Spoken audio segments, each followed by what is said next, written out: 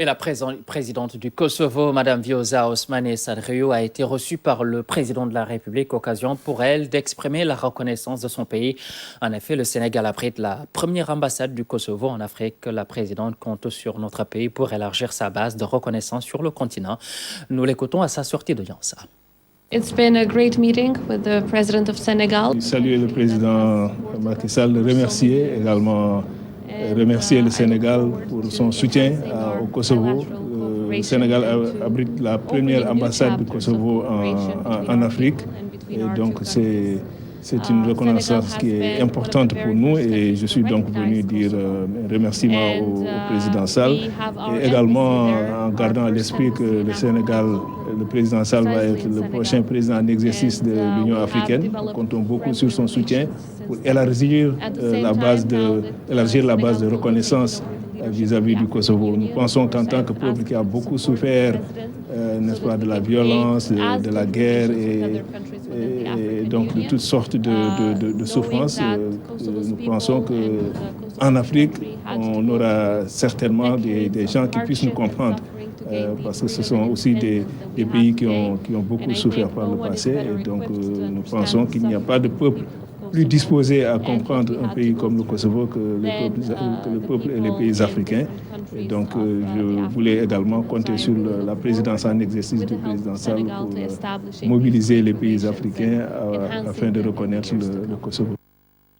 Voilà, donc c'était la présidente du Kosovo à sa sortie d'audience. Et également, le football était aussi au menu des rencontres du chef de l'État à New York. Le président de la FIFA a été reçu par le président de la République, Macky Sall. Au-delà de l'inauguration prochaine du stade du Sénégal, Gianni Infantino a évoqué avec le chef de l'État les perspectives de développement du football avec la création de nouvelles compétitions. Nous l'écoutons à sa sortie d'audience. On a eu l'honneur d'être reçu par le président de la République, mon frère Macky Sall, qui est un passionné de football. Donc j'étais heureux d'avoir pu profiter de sa visite ici à New York pour le rencontrer. Je me trouve aussi ici pour d'autres réunions. C'est important de garder la relation, garder le contact avec un pays qui est un des pays phares du football africain et donc du football mondial. En plus, notre secrétaire générale est sénégalaise aussi, Fatma Samoura, et on a évidemment une relation très particulière. On a parlé du développement du football masculin et féminin, du nouveau stade qui sera inauguré le 22 février de l'année prochaine et bien sûr que je serai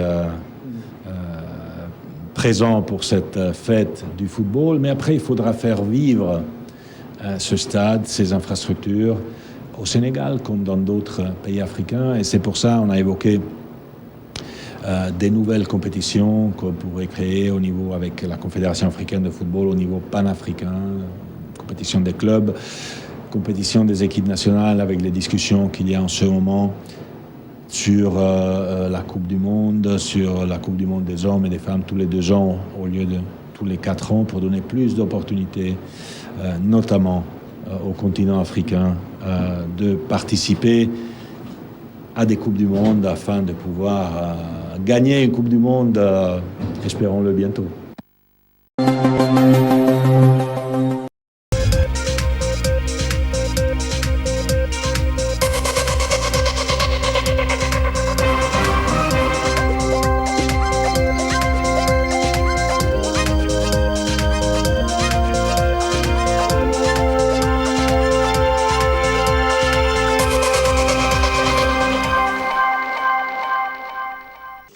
La présidente de l'Assemblée nationale, Yawadi Bodi Tchegan, a conféré ce matin avec une délégation du groupe d'amitié France-Afrique de l'Ouest du Sénat.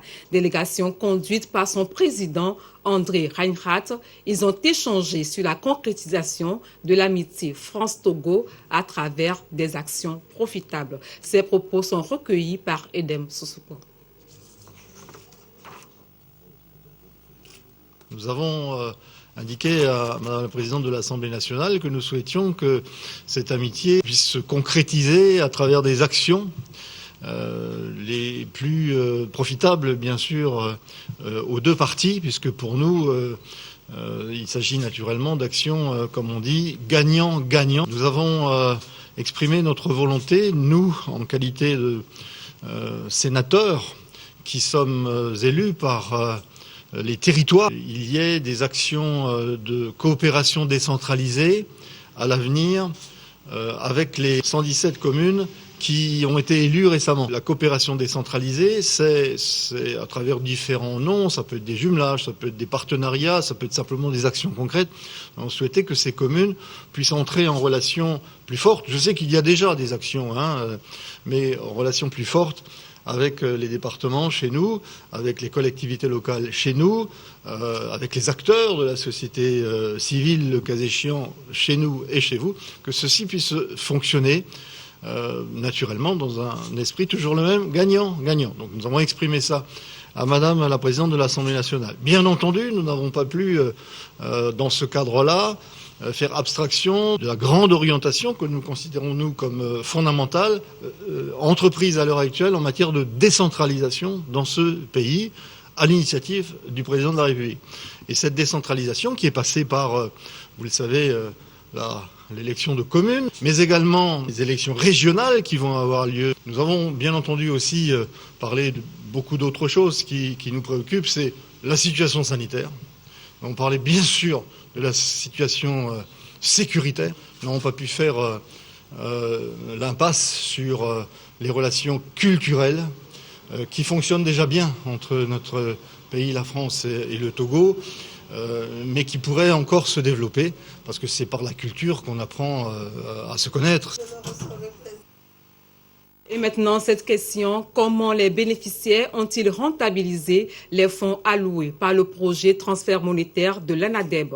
Pour trouver réponse à cette question, la ministre en charge du développement à la base est allée à la rencontre des populations, notamment celle du canton de Péchou, dans le Bas-Mounou. Écoutez ça là.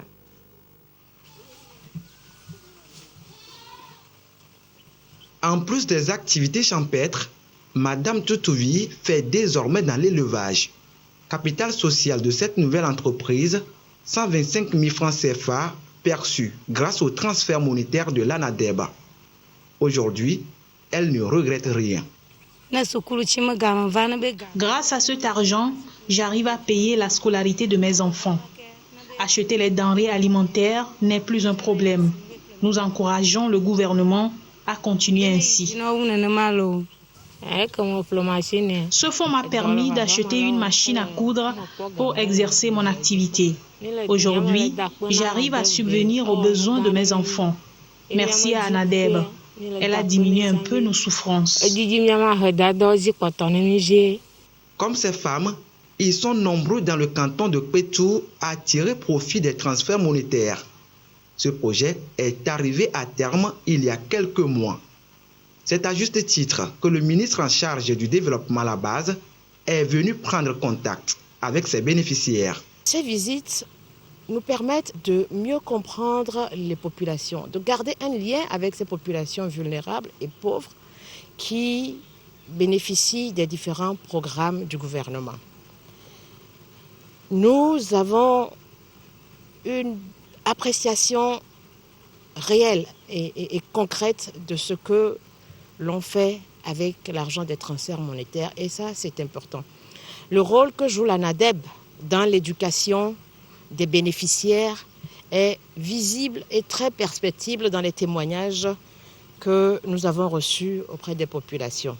Dans le cadre du projet des filets sociaux et services de base, le dispensaire de Pétou est réhabilité et équipé. Depuis sa réhabilitation, les prestations de soins ont presque doublé, surtout le taux d'accouchement. Ceci grâce au programme Wezu lancé par le gouvernement il y a bientôt un mois. La rentrée scolaire est déjà à nos portes. L'ambassade de Chine au Togo vole au secours des jeunes filles vulnérables. Des kits scolaires, des vélos, des lampes torches. Voilà l'essentiel du don apporté à ces enfants. Solange Amandé et Ulrich Amega. Bicyclettes, kits scolaires, lampes de poche, un don de l'ambassade de Chine remis à la ministre de l'Action sociale. Bénéficiaires de ces kits, les enfants démunis, surtout les jeunes filles. Je suis très heureuse par rapport à ce dont nous venons de réceptionner, qui va soulager un tant soit peu les familles qui éprouvent des difficultés à acheter des fournitures scolaires. Pour la Chine, c'est un geste qui exprime sa solidarité envers le gouvernement et par ricochet, les jeunes filles dont les parents n'ont pas toujours les moyens. Nous accordons cette fois une assistance aux filles non scolarisées pour qu'ils puissent retrouver la voie de rentrer à l'école pour réaliser leur épanouissement personnel, non seulement pour elles-mêmes, mais aussi pour la famille et pour le pays. Touchée et reconnaissante par cette marque de solidarité de la Chine, la ministre a exprimé la gratitude du Togo pour l'ambassade de Chine. Je voudrais vous rassurer, d'une part, que ces actions rentrent dans la vision Togo 2020-2025 et d'autre part, que les fournitures mises à notre disposition ce matin iront aux vrais bénéficiaires et qu'une utilisation judicieuse sera faite par eux. Je ne saurais terminer sans saisir la présente occasion pour rendre un hommage mérité à nos deux grands dirigeants, leur Excellence, M. Xi Jinping, président de la République populaire de Chine, et M. Faure Essozemna Gnassingbé, président de la République togolaise, pour la consolidation des liens séculaires d'amitié et de solidarité qui existent entre la République togolaise et la République populaire de Chine depuis des décennies. Ce don sera réparti sur l'ensemble du territoire. Plus de 16 000 apprenants vont en bénéficier, de quoi soulager les familles en ces temps fragilisés par le Covid-19.